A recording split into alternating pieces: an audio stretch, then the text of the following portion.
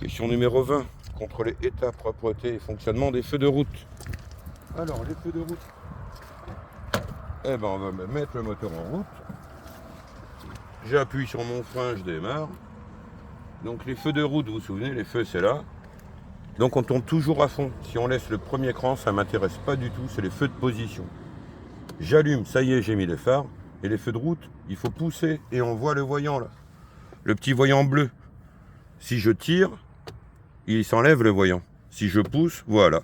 Donc on va laisser les feux de route, parce qu'il faut contrôler état, propreté et fonctionnement de ces feux de route.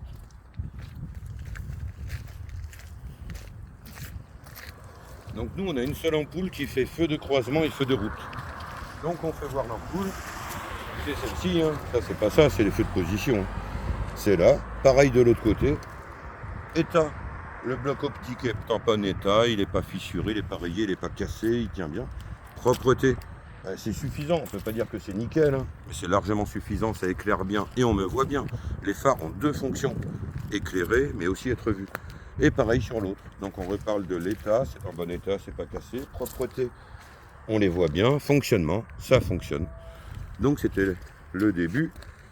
Et ensuite, question 20, citer un cas d'utilisation des appels lumineux, donc les appels de phare. Ben, la première, c'est pour avertir de son approche. Donc n'oubliez pas de dire la nuit, hein, parce que la journée, ça ne sert pas à grand chose. La journée, je vais éteindre les phares, hein, ça vide la batterie. Hein. J'ai tout éteint. Je vais même couper le moteur. Voilà, on ne vide pas la batterie inutilement.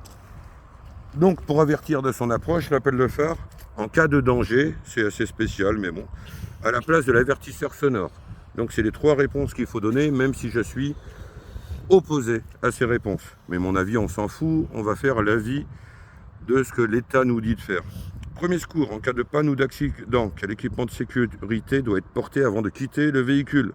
Bah, mettez les gilets jaunes, les gars. Ouais, c'est pour ça qu'il est dans la porte. C'est avant de quitter le véhicule. Si vous voulez survivre, il faut qu'il vous voie, les gars. Et si vous n'êtes pas con, bah, vous ne vous mettez pas sur la route, vous vous mettez à côté. Pas sur la route. Donc, fin de la question numéro 20.